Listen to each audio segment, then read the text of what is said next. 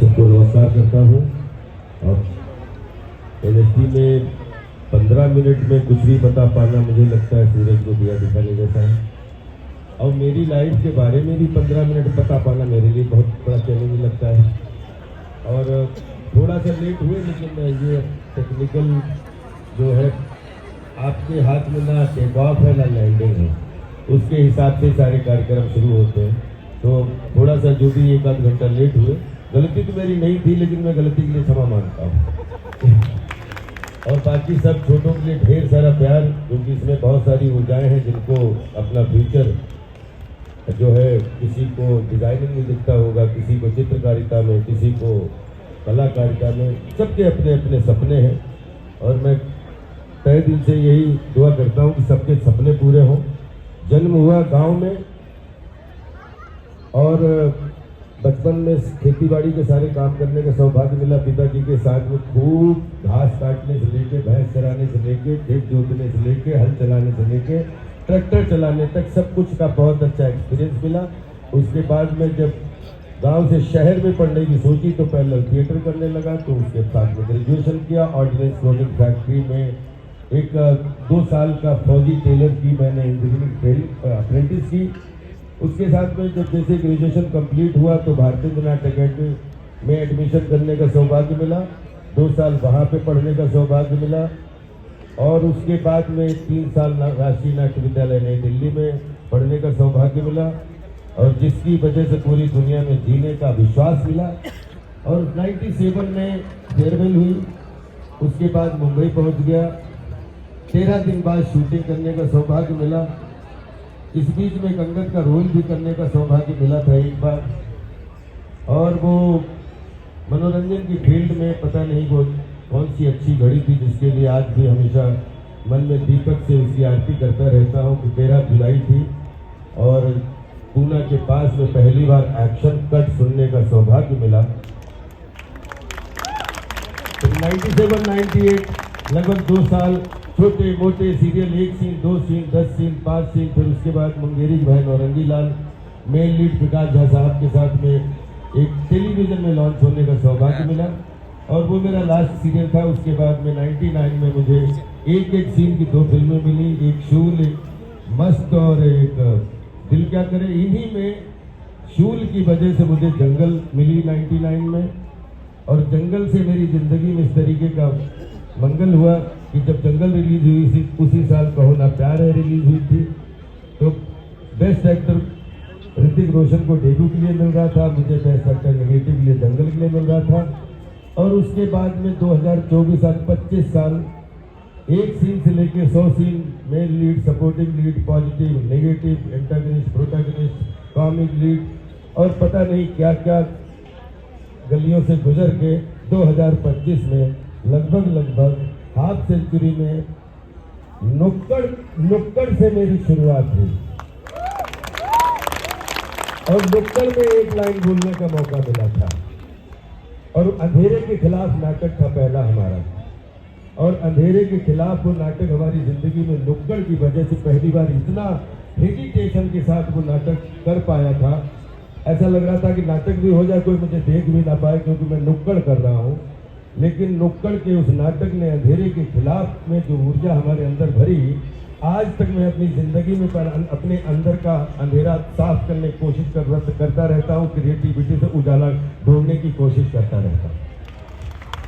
ये हमारा छोटा सा भारत कहता है सर, मुझे नहीं लगता इससे ज्यादा कट्टू कट मैं काट पाऊंगा, और इससे ज्यादा एडिट भी नहीं कर पाऊंगा। एक वो जो सिलसिला है, जो अध्यापक आपको आगे खड़ा करते थे, और वो क्या नहीं, वो सिलसिला नहीं था, वो रियलिटी वो रियलिटी बताना चाहते हैं। अरे सुबह सुबह प्रार्थना करने के लिए कक्षा 3 में पढ़ता हुआ बालक कितना बड़ा होता है।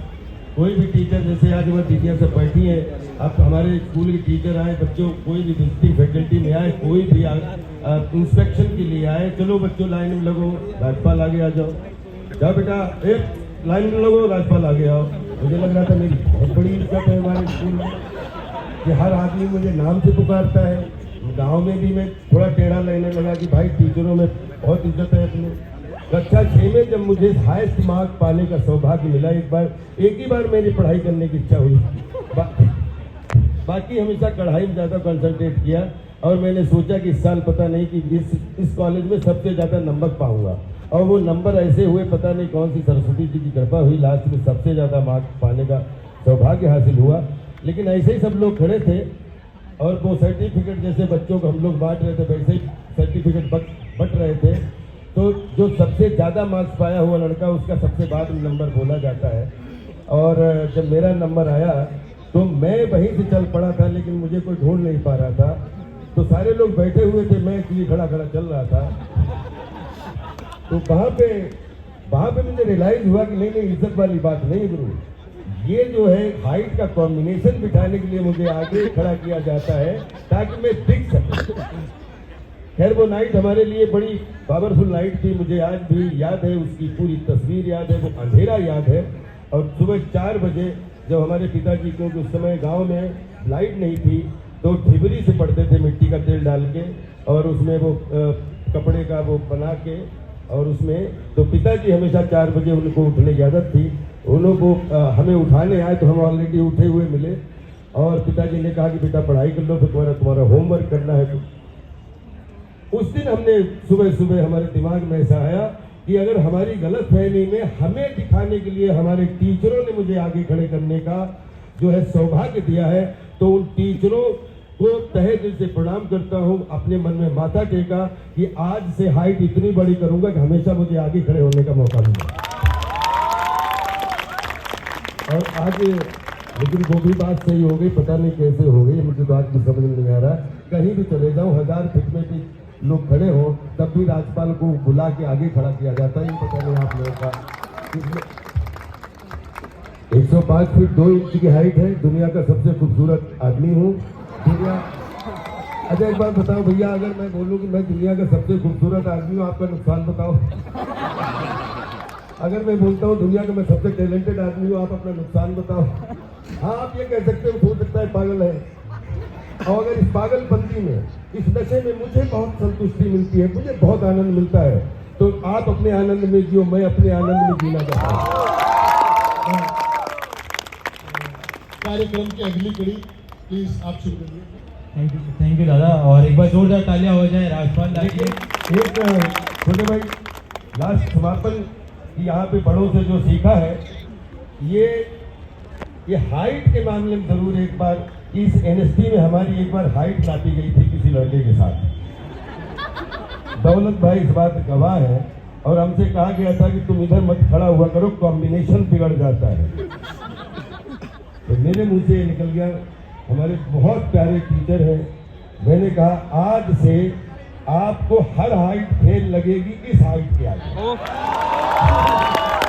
इसलिए कभी भी जीवन में चाहे बच्चे हो चाहे बच्चियां हो, खूबसूरती का कोई पैमाना नहीं है, सौंदर्यता का कोई पैमाना नहीं है, विल पावर का कोई पैमाना नहीं है, हाइट का कोई पैमाना नहीं है, फाइट का कोई पैमाना नहीं है।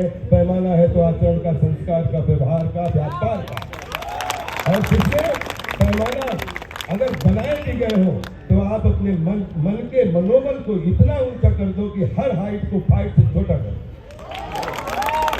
और इससे आपको बहुत बड़ा काम नहीं, इस गलतफहमी मत रहना कि आपने कोई हाइट से फाइट कर ली। चार्ली चैपलिन साहब जैसे, तेंदुलकर साहब जैसे, ऐसे लोग 50 हाइट के सामने प्रमाणित होकर फर्स्ट डिवीजन में पास हो चुके हैं और भारत रत्न पा चुके हैं। उसको हाइट बोलते हैं, कोई पैसा नहीं है। इसलिए अपनी अपनी मन की हाइट को पहचानो, अपने अपने तन की हाइट को, फाइट को पहचानो, और जहाँ तन अच्छा हो, जहाँ मन अच्छा हो, मनोबल हमेशा आगे आगे चलता है। पेड़ भी सामने खड़ा हो, पौना होकर आपके सामने से गुजरता है। अगर आप नहीं मानोगे, मैं गवाही देता हूँ, आगे आने वाले दिनों में जब आप संघर्ष के उसमें बिगिनर और लर्नर के रूप में हमेशा काम करते रहोगे, ये सब याद रखना, हाइट सिर्फ आपके पास होती है, बाकी दुनिया में आपके लिए लोगों के पास सिर्फ फाइट होती है। हाइट को ऊंचा करो, जब भी कभी रहो तो आप मान के चलो कि राजपाल भैया बोल रहे थे 105 फीट, मेरी तो 1005 फीट है। क्या फर्क है? पागलपंती पैदा करो, जिसके अंदर पागलपंती नहीं है वो किसी भी पंदी में नहीं है। बहुत ज्यादा समय हो गया, सॉरी है, बहुत बड़ा तो नहीं होगा। अद्वितीय का अगला कार्यक्रम कुणाल और